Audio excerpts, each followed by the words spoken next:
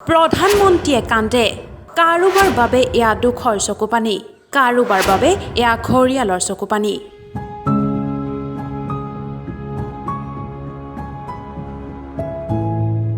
দেশৰ প্ৰধানমন্ত্ৰী নৰেন্দ্ৰ মোদীয়ে ভাষণ দিয়াৰ সময়ত প্ৰায়ে কন্দা এতিয়া এক সুলভ দৃশ্য হৈ পৰিছে কোভিড কালত সংসদলৈ নিৰ্বাচিত হোৱাৰ সময়ত কোনোবা সতীৰ্থ সংসদৰ পৰা বিদায়ৰ সময়তো ভাৰতীয় জনসাধাৰণে নৰেন্দ্ৰ মোদীক ভাবুক হৈ পৰি চকুপানী টুকা দেখিছে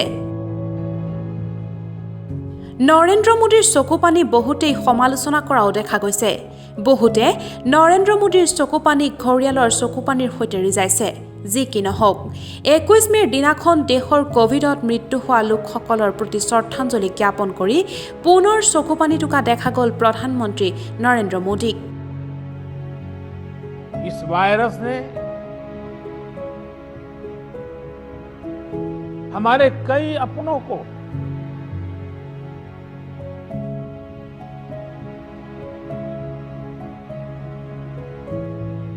हमसे छीना है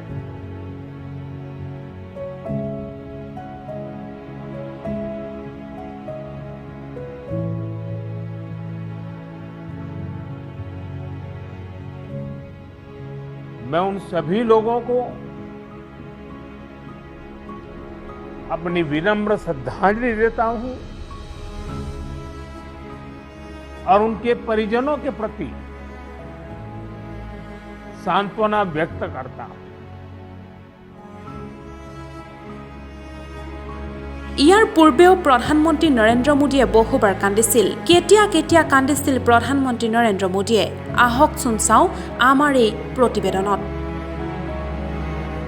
9 ফেব্ৰুৱাৰী 2021 কংগ্ৰেছৰ জ্যেষ্ঠ নেতা তথা ৰাজ্যসভাৰ বৰ্ষীয়ান সাংসদ গোলাম নবী আজাদে ৰাজ্যসভাৰ পৰা অৱসৰ গ্ৰহণ কৰাৰ সময়তো প্ৰধানমন্ত্ৰীয়ে নিজৰ অনুভৱ ব্যক্ত কৰি চকুপানী টুকিছিল सबसे पहले गुलाम नबी जी का मुझे फोन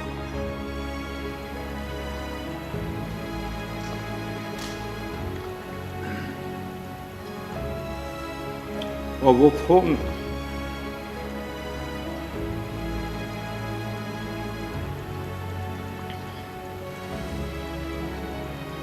सिर्फ सूचना देने का नहीं था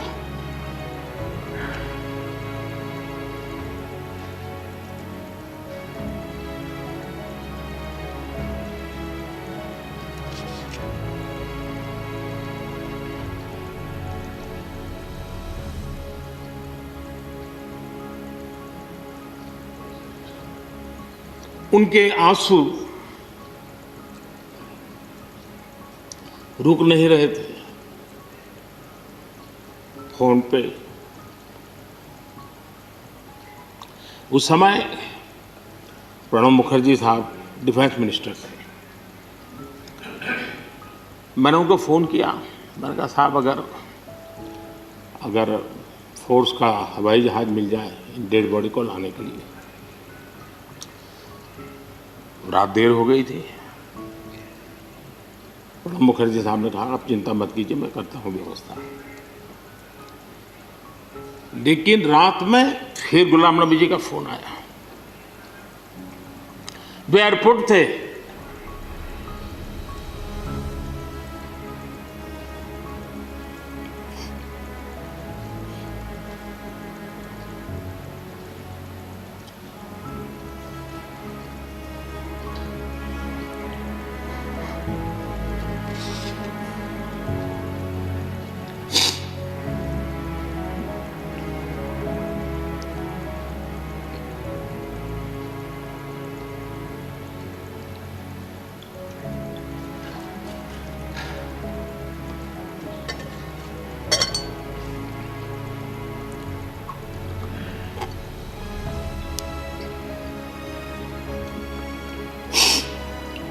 सॉरी 16 জানুৱাৰী 2021 দেশত প্ৰথম কোভিড সংক্ৰমণৰ সময়ত প্ৰধানমন্ত্ৰী মোদীয়ে কোভিড যোদ্ধাসকলৰ সেৱাৰ কথা স্মৰণ কৰি চকুৰ পানী টুকিছিল संकट के उसी समय में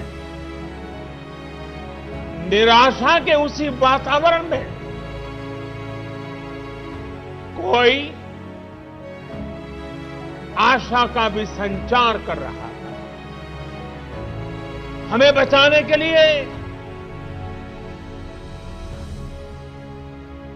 अपने प्राणों को संकट में डाल रहा था। हमारे doctor, nurse, paramedical staff, ambulance driver, ASHA worker, सफाई कर्मचारी, पुलिस के साथी और दूसरे फ्रंटलाइन वर्कर्स, उन्होंने मानवता के प्रति अपने दायित्व को प्राथमिकता दी। इनमें से अधिकांश तब अपने बच्चों, अपने परिवार से दूर रहे, कई कई दिन तक घर नहीं गए।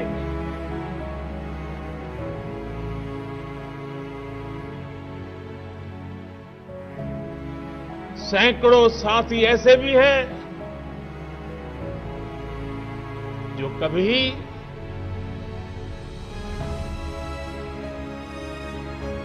घर वापस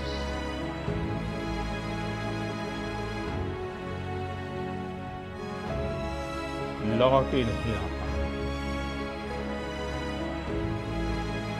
उन्होंने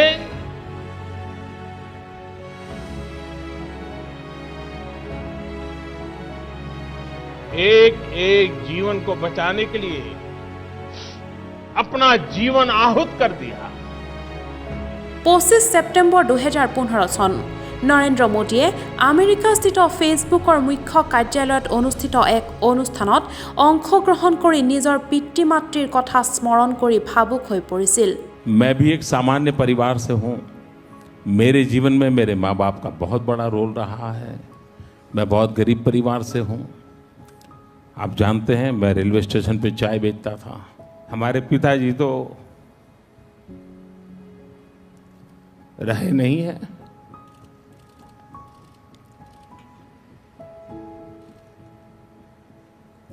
माता जी है, 90 साल से भी ज़्यादा उम्र है। आज भी अपने सारे काम खुद करती हैं, सब कुछ काम खुद करती हैं। पढ़ी लिखी नहीं है, लेकिन टीवी के कारण उसका उनको समाचारों का पता रहता है, दुनिया क्या चल रही है, वरना कुछ पता नहीं था। अब जब हम छोटे थे तो हमारा गुजारा करने के लिए वे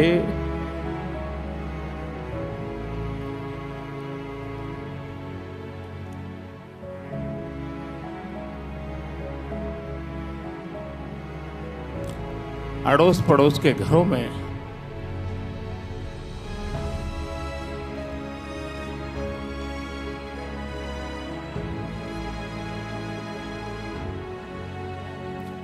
बर्तन साफ करना, पानी भरना,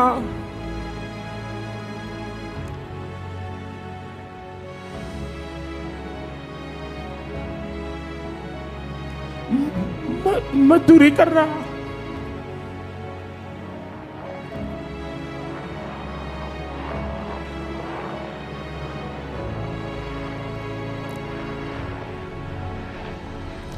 आप कल्पना कर सकते हैं कि एक मां ने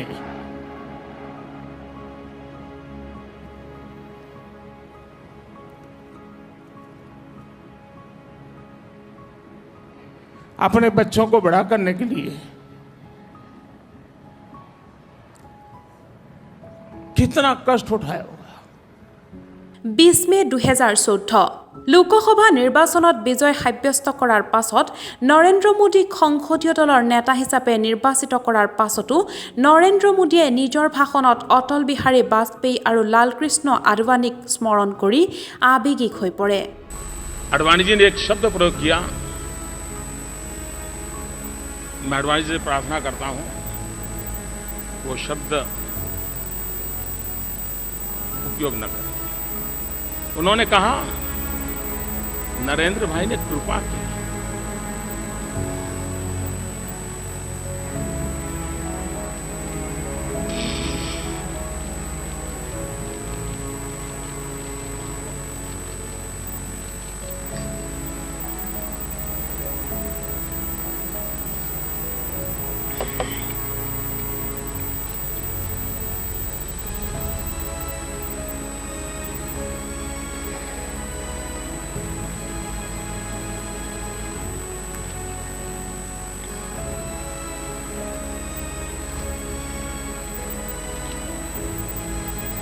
এয়াই হৈছে প্ৰধানমন্ত্ৰী নৰেন্দ্ৰ মোদীৰ ভাষণৰ সময়ত চকুপানী টুকাৰ কিছু ইতিহাস। দেশৰ জনসাধাৰণে এই চকুপানী কেনেধৰণে গ্ৰহণ কৰে সেয়া সকলোৰে ব্যক্তিগত বিষয়। নিউজ ডেস্ক ৰিপৰ্ট, নৰ্থ ইষ্ট নাও।